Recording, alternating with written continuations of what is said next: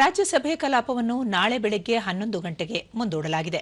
ಇಂದು ಬೆಳಗ್ಗೆ ಕಲಾಪ ಆರಂಭಗೊಳ್ಳುತ್ತಿದ್ದಂತೆಯೇ ಸಭಾಪತಿ ಉಪರಾಷ್ಟ್ರಪತಿ ಸಿಪಿ ರಾಧಾಕೃಷ್ಣನ್ ಅವರು ಮಹಾರಾಷ್ಟ್ರದಲ್ಲಿ ವಿಮಾನ ಪತನದಿಂದ ನಿಧನರಾದ ಅಲ್ಲಿನ ಉಪಮುಖ್ಯಮಂತ್ರಿ ಅಜಿತ್ ಪವಾರ್ ಹಾಗೂ ಕಳೆದ ಡಿಸೆಂಬರ್ 30ರಂದು ನಿಧನರಾದ ಬಾಂಗ್ಲಾದೇಶದ ಮಾಜಿ ಪ್ರಧಾನಿ ಖಲೀದಾ ಜಿಯಾ ಅವರಿಗೆ ಶ್ರದ್ಧಾಂಜಲಿ ಸಲ್ಲಿಸಿದರು. ಸಭಾಪತಿಗಳು ಅಜಿತ್ ಪವಾರ್ ಮತ್ತು ಖಲೀದಾ ಜಿಯಾ ಸೇವೆಯನ್ನು ಸ್ಮರಿಸಿದರು. ಅಜಿತ್ ಪವಾರ್ ಅವರು ಮಹಾರಾಷ್ಟ್ರದ ಅಭಿವೃದ್ಧಿ ಮತ್ತು ಕಲ್ಯಾಣಕ್ಕಾಗಿ ತಮ್ಮ ಜೀವನವನ್ನು ಮುಡಿಪಾಗಿಟ್ಟಿದ್ದರು. ಅವರು ತಮ್ಮ ಅಪೂರ್ವ ಸಾರ್ವಜನಿಕ ಸೇವೆಗಾಗಿ ಹಾಗೂ ಅಚಲವಾದ ಬದ್ಧತೆಗಾಗಿ ಮೆಚ್ಚುಗೆ ಗಳಿಸಿದರು.